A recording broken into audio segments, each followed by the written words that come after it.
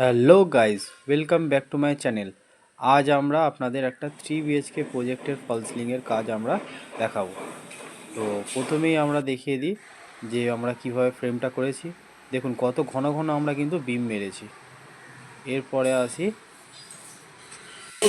আমরা বোর্ডগুলো কীভাবে লাগাচ্ছি। দেখুন এটা শর্ট পিসটা সাইড থেকে লাগিয়ে নিচ্ছি আমরা। দেখুন কীভাবে আমরা লাগাচ্ছি।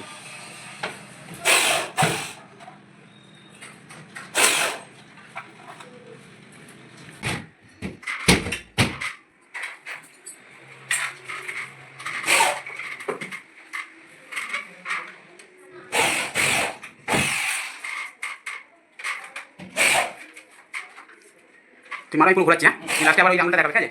এরকম দেখো। হ্যাঁ হ্যাঁ এখন দেখো, আজকে কাজে তো ওইটা দেখাতে হবে। এই হচ্ছে আমাদের ডাইনিংয়ের মেন সিলিং আর সাইড ট্রে লাগিয়ে মোটামুটি আমরা রেডি করেছি। এরপরে আমরা ডিজাইনের কাজগুলো তুলব। তার আগে আমরা প্রথমে সব মেন সিলিংয়ের বোর্ড আর সাইড ট্রের বোর্ড সব লাগিয়ে নিয়েছি। তো দেখো আমরা কীভাবে কাজগুলো করছি।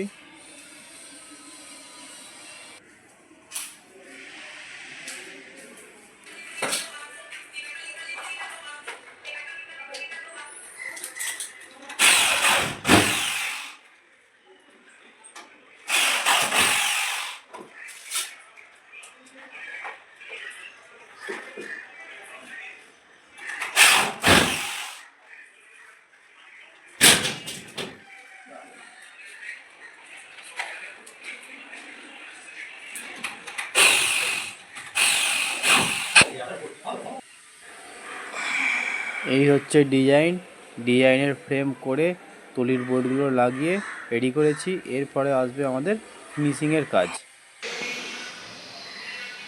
ডাইনিংয়ের ডিজাইনটা এইটা ছিল। এইটা হচ্ছে চার সাইড থেকে ট্রে করা আর মিডলে একটা হ্যাঙ্গিং করা। তো এইগুলো আমরা ফিনিশিং করে আমাদের এই লুকটা এসছে।